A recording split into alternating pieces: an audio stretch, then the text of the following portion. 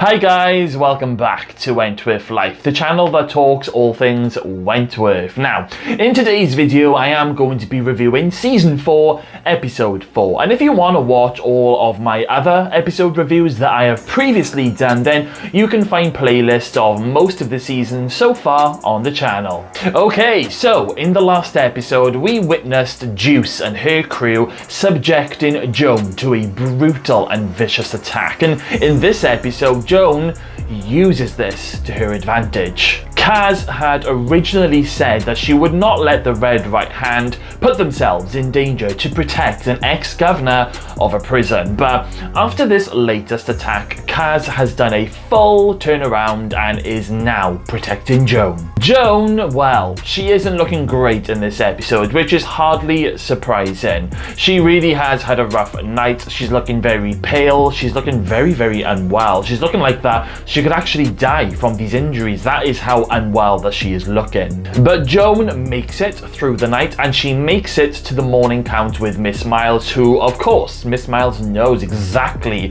what happened to Joan. Now, CRAIGz, she wants to know who attacked Joan, and she already thinks that it was B. Smith. Now, I can remember when I was first watching, I thought that Joan was going to go down that line. I thought she was going to blame B for the attack, but no, she ends up telling CRAIGz that it was Will Jackson, and this always makes me super mad.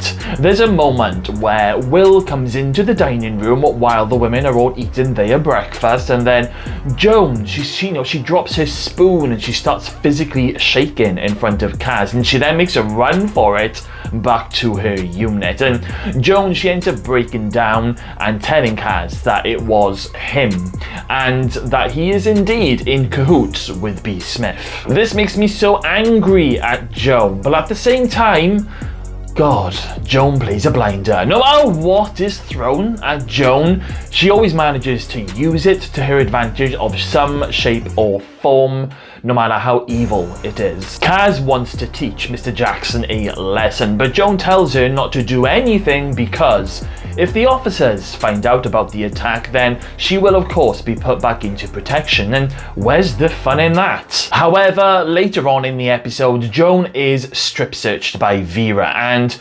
yeah, Vera ends up seeing the damage of the attack, and it's really bad. I can't show any images on here, but it's bad, and Vera is horrified when she sees these injuries on Joan. Now, Joan tells Vera that she slipped and it was an accident, but Vera ain't stupid. She knows exactly what happened, and she wants to know how. How on earth can this happen? Because Joan was meant to be being watched every moment of the day, and it ends up becoming one of those Wentworth mysteries for Vera. Bridget thinks that Joan may have done it to herself, and when Bridget goes to see Joan, she tells her just that. Either she did it to herself or she subjected herself to this attack for her own personal gain. Ooh, Bridget, you are good. Nothing gets past you. But with Joan telling everyone that it was just an accident, there's nothing that anyone can really do. CRAIGz and the Red Right Hand girls, they're all looking after Joan now, and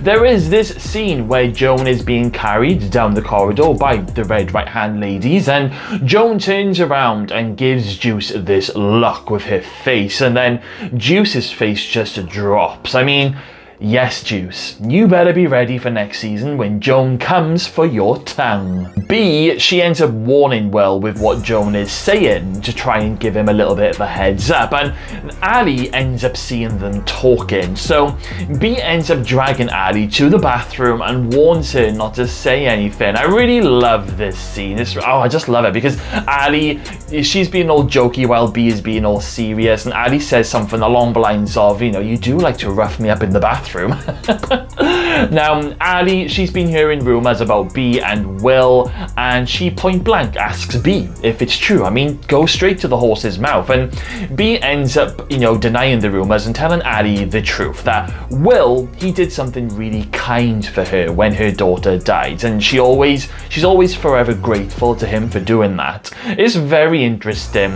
that B shares this kind of information with Ali, knowing that Ali is one of the Red Right right-hand girls. Now, B doesn't normally have these kind of conversations with just anyone. She's top dog. She's got to show that she's tough. Now, normally she would only chat with Maxine or Liz, but she's chatting with Ali. Love is in the air. There is just an awesome scene where B ends up punching Kaz in the face in front of everyone after Kaz accuses B of being a screw lover. It's fantastic. It is one hell of a punch, and Kaz, she goes down like a sack of potatoes. However, these rumours of B being a screw lover, they ain't going away.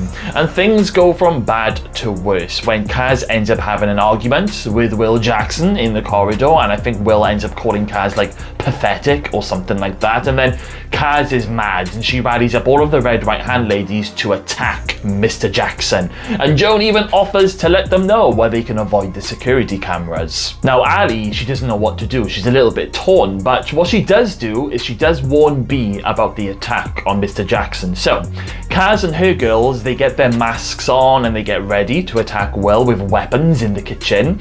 B then goes looking for Will to try and stop it, but she ends up bumping into Linda, and B ends up snatching Linda's radio to warn Mr. Jackson, meaning that all of the prison, all of the staff will hear it, including Vera. But it's too late. Kaz and the crew, they end up attacking Will in the kitchen, and Will ends up on the ground with the women kicking and stamping all over him. But Will is a fit and big, strong guy. He ends up just picking up one of the women and rolling them off him. It's quite funny. He then runs through the dining room, and then he pulls out this bin, causing another woman to do a roll. It's great. Will then makes it through a locked door and calls for backup, but Kaz, she hears something on the radio and recognizes the voice. So all of these screw lover comments end up becoming worse. Will then manages to convince Vera not to slot B for taking the radio off Linda, you know, because it is an offense, and this is just the final straw. B is forced to do something I never thought we would see.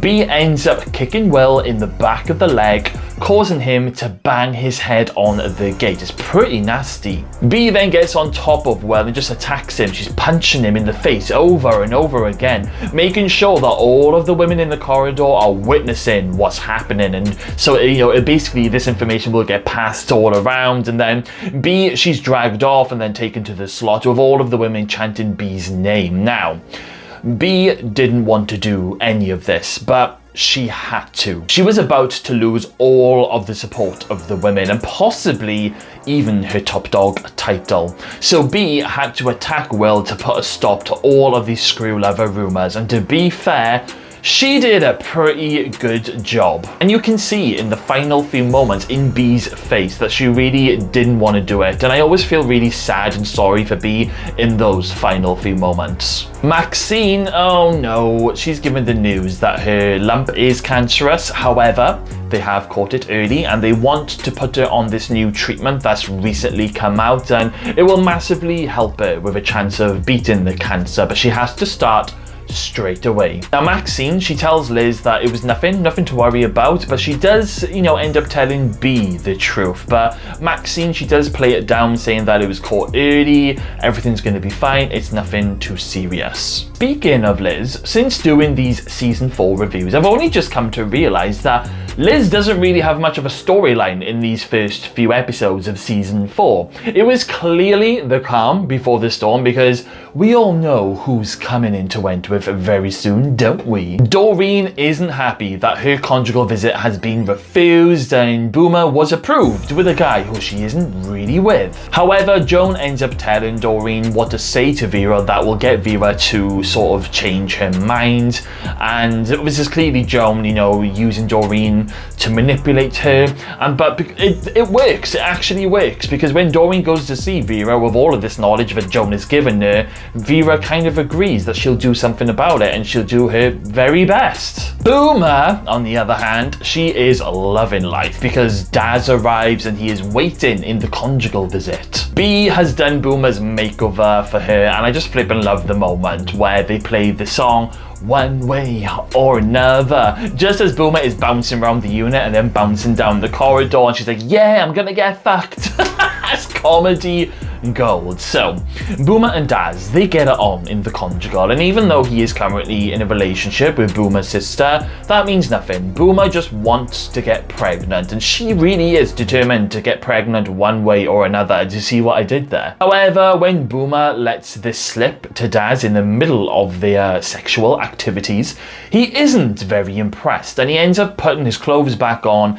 and leaves the conjugal, and Boomer is left in tears. Bless her. It's a really cringy scene, but it's also very sad to see Boomer end up like that. So all in all, a fantastic episode. This is definitely the most action-packed episode of the season so far. A punch-up between B hitting Kaz, and then the Red Right Hand, they're attacking Will Jackson. You then got B bashing Will Jackson properly, and Joan manipulating everyone. It's definitely hotting up. My favourite part of the episode is definitely the moment where B punches Kaz in the face. It's so juicy, I love it. My least favourite moment is definitely when Joan pretends that she was raped by Mr. Jackson. Just no. So let's hear some of your comments. What did you guys think when you first saw this episode? What did you love and what did you hate? And what was your favorite moment? Let me know everything in the comments box below. Okay then guys, thank you all for watching today's video. Have a lovely weekend. Don't forget to hit that subscribe button, and I will see you all again very, very soon.